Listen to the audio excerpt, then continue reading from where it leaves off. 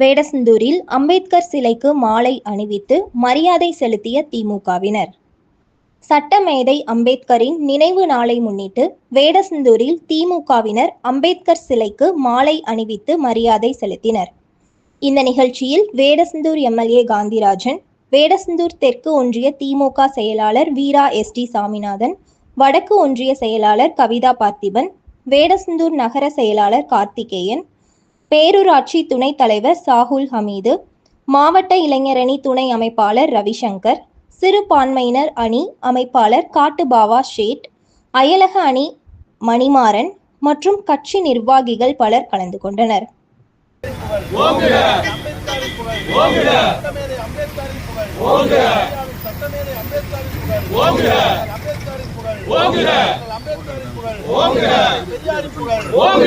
பெரியாரின் புகழ், அம்பேத்கரின் புகழ், அம்பேத்கரின் புகழ்.